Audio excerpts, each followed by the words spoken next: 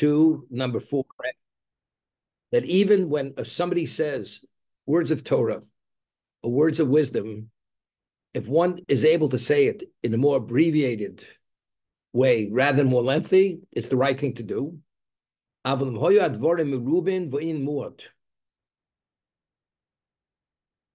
What about if you speak more, you're able to communicate? The concept could be communicated in less words, and you communicate in greater words. Hareza sichlus. You hear this? That's called foolishness. Foolishness. Al zen nemar ki bo hachalom berov inyon. When a person dreams, the Talmud tells us that even this truth to a dream, the majority of information in a dream is nonsense. The kol ksil bro dvorim, the voice of a hedonist, is what is expressed through many words. I'll give you an example. Person calls you up, he says, I have something very important to tell you. You must come over at 3 o'clock in the morning. It's very important. You arrive. You say to the person, but how much time will it take? You can't wait till tomorrow morning. It'll take an hour to tell it to you. And tomorrow morning, I don't have the hour. I could tell it to you. Person drives to the other side of town. And he says, I can only tell you in person. And he tells him for an hour, he's explaining what it is. So the one who's traveled and put himself out to hear this, he says, what you just told me, you could have said to me in about 30 seconds. You were beating around the bush, and finally, you tell me the punchline. You could have said the punchline right away. It wasn't that complicated. So why did you waste my time for an hour? You're chewing off my ear. So he says, that's called foolishness. The person who communicated it with beyond one's understanding why you need so much communication, he believes he has to express it that way because sometimes people they want to hear themselves being heard. And then I deliver. The other person's there for one reason. What's the bottom line? Like sometimes a person wants to tell you what something cost. So he gives you the whole background, why it cost that much. I'm not interested in knowing why it cost that much. Just tell me what it cost. The plane ticket. Do you know what? The fuel's gone up recently. There's metal fatigue. The pilot union, they just struck. The airlines lost, I don't know how much money. And there's the fee, the airport. Then there's the federal fee, and there's the city fee. Tell me how much does the ticket cost? What do you give me all this background nonsense and wasting my time? But some people are just like that. Before they sell you the Brooklyn Bridge, although they can't sell it, they'll talk off your ear and they try to convince you to buy the bridge. But you realize you're just wasting your time. Rambam says that's called sichlus. Even when you're delivering something which can be said in less words, and you elaborate on it, that's called foolishness. Because allowing yourself to go there, ultimately, your words are not checked. And once your words are not in check, you may say things which are real foolishness. It's not only that you're overshooting the runway, you may say things which could be detrimental or reflect very badly on you.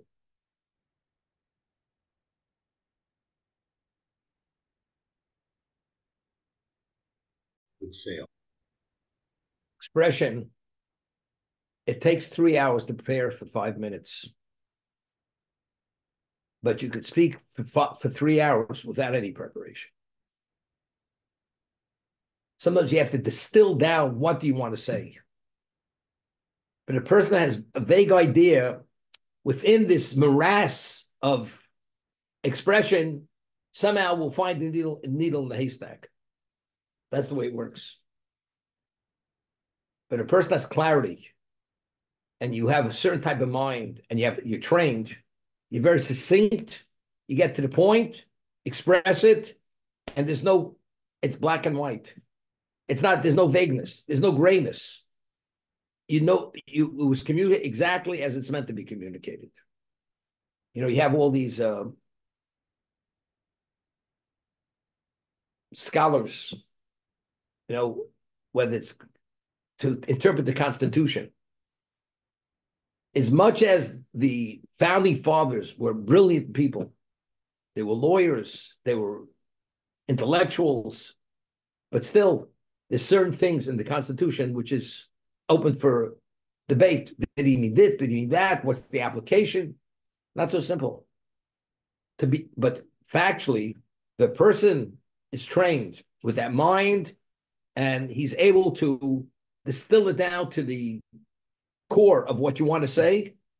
You really could be very specific and very succinct to know exactly.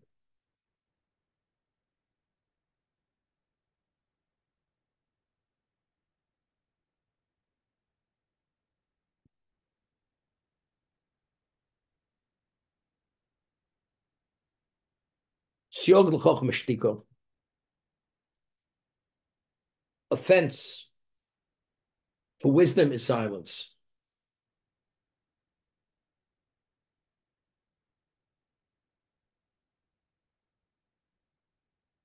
So I explained yesterday, it's from the listener and from the speaker. If a person is not able to suppress his ability to speak, even when you hear something, you're ready to speak, to ask, because you have to speak. But if your mind is occupied what you're going to say, you're not listening properly. You're not listening sufficiently attentively. So how are you supposed to grasp fully what was just said? And the speaker, if he elaborates too much, what does that mean? Better to say less than say more. The main thing is really to get a full grasp of something else. As I said, you have to be a good listener. Adam Mashgiach, which I spoke to about many times, a very special person. He's a person, not only was he devout and holy and God-fearing at a special level, he was knowledgeable in the whole Talmud. He knew everything. And he gave his class was the year right before you went into my Rosh Hashanah's year. Okay? In those days, a daily Talmud lecture per day, 6 days a week, was an hour and 45 minutes. And when you listen to the lecture, it was continuous information, flow of information. It's like you turn on the faucet, just keeps coming. And you had to write, and you had to listen, and you had to absorb it, and you had to review it. And afterwards, the students, when we review it in the afternoon, sometimes you go over to him to explain it. And he would explain it. And after he explained it, you'd ask him again. He would repeat again verbatim the words that he said the first time. Could you imagine? He repeated, he elucidated to a greater degree. He said over the exact same words. And if you record it, it was literally verbatim. It was an art. So it doesn't make sense. If I didn't understand the first time, be a little more elucidated. Said over the exact same words, because he himself, as the ultimate teacher par excellence, understood that the way he said it the first time, you should have understood. And the reason why you didn't understand, because you weren't listening attentively. And if you would have listened attentively and spent more time reflecting what he said, you'd understand it. So when he repeated again, he didn't add anything to embellish it. He just was communicating. Listen to what I'm saying and work on it. And as a result of that, with time, you'll understand what those words mean. What is that? So what do you need for that? You really need shtika. You need that art of silence. If you're silent and you don't speak, you don't have that urge to speak, you listen very well. And you listen to those words. Not talking about Ford, read my lips. Not talking about read my lips. That was a little joke. Okay. Guy hits his head when he gets out of the plane, but read my lips. You see, he said, ouch, but it's okay.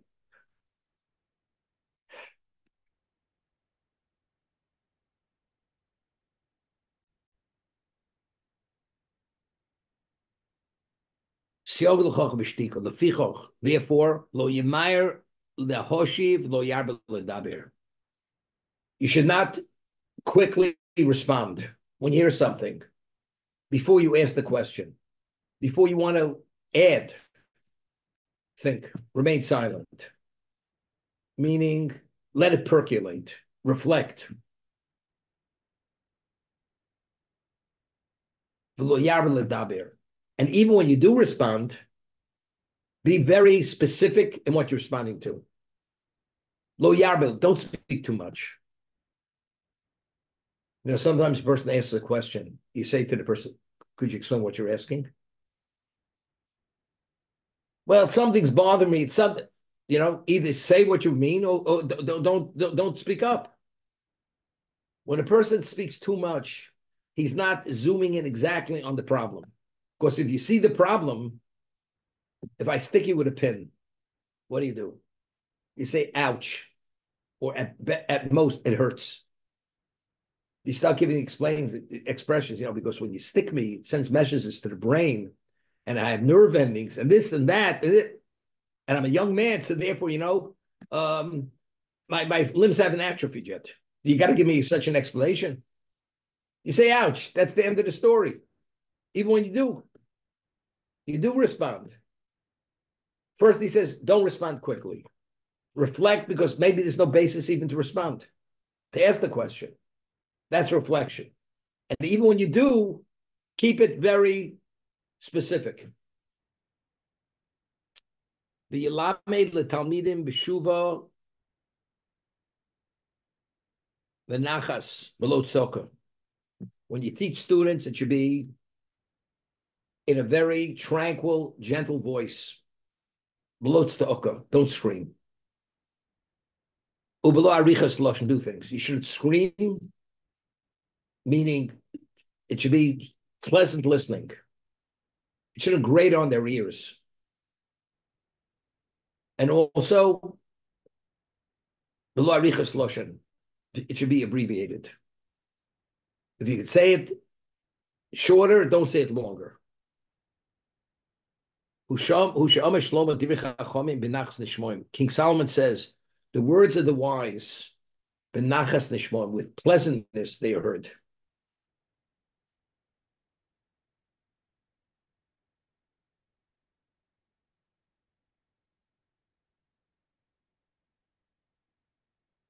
You know, it's interesting. One's emotional state has relevance to one's level of attentiveness and absorption. I'll give you an example. Sometimes I work on something at night and I review it.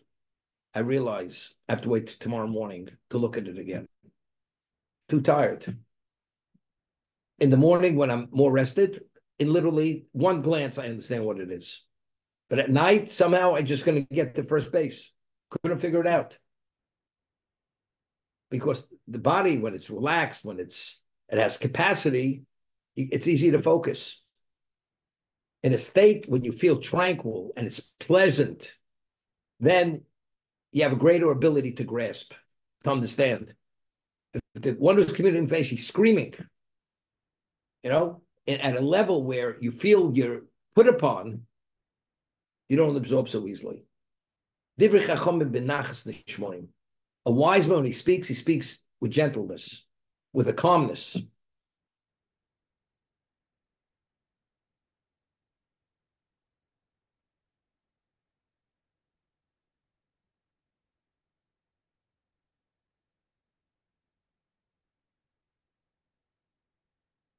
There's a story with the Chavetz Chaim. Everybody thinks in Europe, most Jews were observant. They weren't. At best, they were traditional. So the Chavetz Chaim, he lived in a small village. It was called Radin, or small town. And he had his yeshiva there. But the surrounding communities, the people were really ignorant. And whatever observance they had was through traditional Judaism, but they really weren't learned. So therefore, they made many mistakes.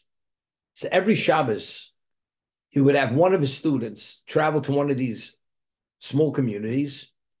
They didn't have a rabbi. They had a shul, but they had no rabbi because they bring in a rabbi just for a Shani Yom Kippur. They couldn't afford it. And he would have his students to be the scholar residents for a Shabbos. And he would teach them that when they teach them laws, which they're not aware of, they should keep to one subject matter. Don't teach more than one thing at a time because people, they don't have the capacity to absorb more than one thing at a time. That's what he used to teach them. You want to speak about and embellish it and reinforce it with proofs, that's something else. But just keep one line of communication. I'm trying to impress upon you a concept, okay? The student goes to this community. He comes out after Shabbos. They run him out on a rail. Literally run him out on a rail. Mordechai, you know what it means, run out on a rail? It doesn't mean the Bullet Express in Japan. It doesn't mean that. It's the slowest one. Run out of rail means they drove him out of the community. They threw him out. Oh my gosh. He comes to the Chofetz Chaim and he's all upset. And he says to the Chofetz Chaim, I will never go back there again. He says, here I spent the whole Shabbos. I gave up my Shabbos and they're ready to take me to the gallows after Shabbos. That's the thank you. So the Chofetz Chaim says, tell me what happened. So he gives him a sample of what kind of sermon he gave. Fire and brimstone. Here. Fire and brimstone. So the Chofetz Chaim asks him, I want to ask you a question. There's a mitzvah. The reason why you're teaching them is because it's a mitzvah to inform your fellow Jew what he doesn't know. That's a positive commandment. When you put on tefillin, do you put on tefillin with fire and brimstone? You put it on with love. You put it on with reverence. So why, when you put on your tefillin, you do it with tranquility, love, and reverence? And when you go and rebuke and you want to teach them, why are you giving fire and brimstone? You give him over the head. Why? He says, you know something? That's why you deserve to run out on the rail.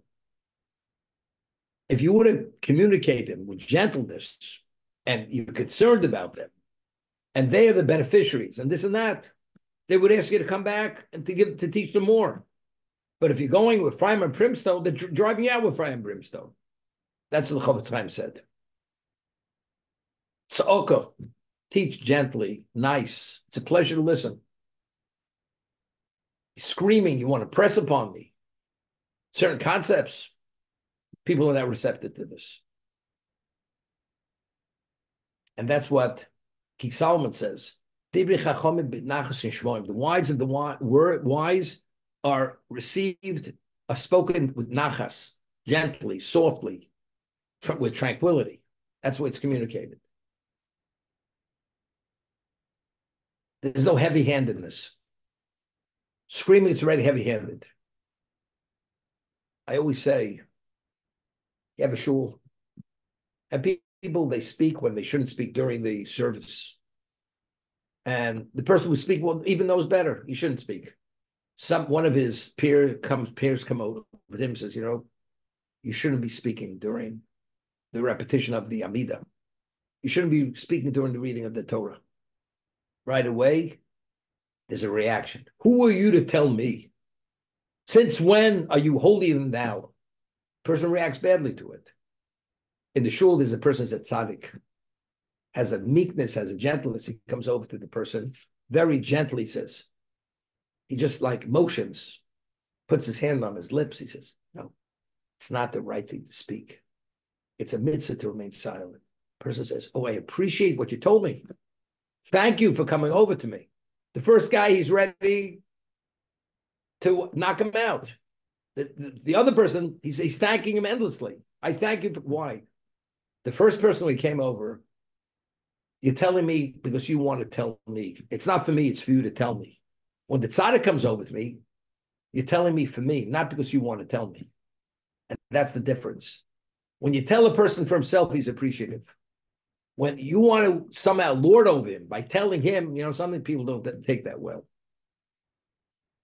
So I'm saying same thing. If I speak gently with love, I communicate the words. It's a pleasure. I have all the patience to listen. I'm fully attentive. All this fire and brimstone, thunder and lightning, something, we tone it down a little bit. People don't take well to that. So a chochem is a chochem. He understands what he has to sell and what he has to communicate. He does it with gentleness. Doesn't do it with this screaming and this forcefulness.